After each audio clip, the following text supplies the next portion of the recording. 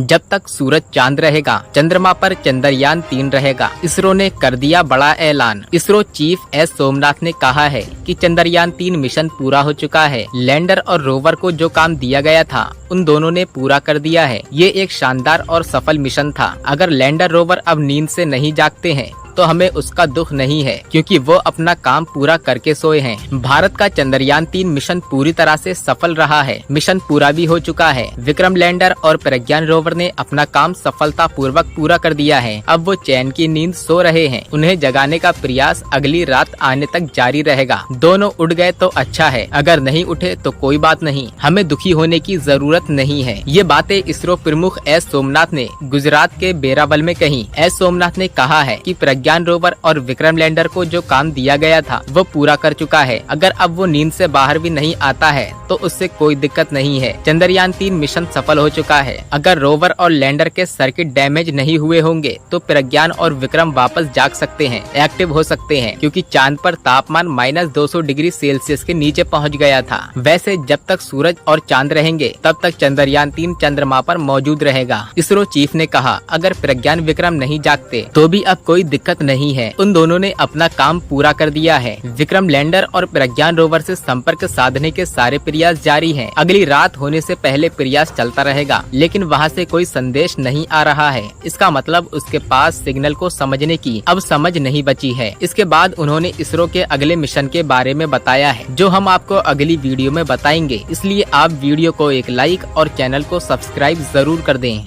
Social media पर सैकड़ों लोग 21 और 22 सितंबर को जिस उत्साह के साथ चंद्रयान की चर्चा कर रहे थे वो अब घट गई है। गिने चुने लोग कुछ लिख रहे हैं, क्योंकि सबको अगले 8 दिनों में चांद पर चमत्कार की उम्मीद है। इसरो को विक्रम लैंडर में एक लाइट जलने का इंतजार है। तो समझिए पूरी बात क्या है। इसरो को बस एक सिग्नल मिलने का इंतजार है। जी हाँ, इसरो के पूर्व चीफ किरण कुमार ने एक इंटरव्यू में बताया है कि जब तक लैंडर का ट्रांसमीटर ऑन नहीं होता हमारे पास कोई कनेक्टिविटी नहीं है। उसे धरती पर संदेश देना होगा कि वो अभी जिंदा है। बीबीसी से उन्होंने कहा कि हो सकता है बाकी सभी सब सिस्टम यानी दूसरे उपकरण काम कर रहे हों, लेकिन हमें पता नहीं चलेगा। इसरो से लगातार चांद पर सो रहे विक्रम और प्रज्ञान से संपर्क करने की कोशिशें जारी हैं। अगर चांद और धरती पर हुए दिन की तुलना की जाए तो जिस तरह की धूप सुबह 10 बजे धरती पर खिली होती है, कुछ वैसी ही धूप चांद पर आज खिल चुकी होगी। धरती पर दोपहर 12 बजे जितनी धूप वहाँ 48 घंटे में हो सकती है। ये 14 दिनों के लिए चांद पर होने वाली धूप का आधा समय होता है। दोपहर का मतलब चांद पर सूर्य उदय का आधा समय बीत चुका होगा। ऐसे में बीतते घंटे के साथ भारतीयों की उम्मीदें भी धुंधली होती जा रही हैं। हालांकि इसरो ने उम्मीद नहीं छोड़ी है।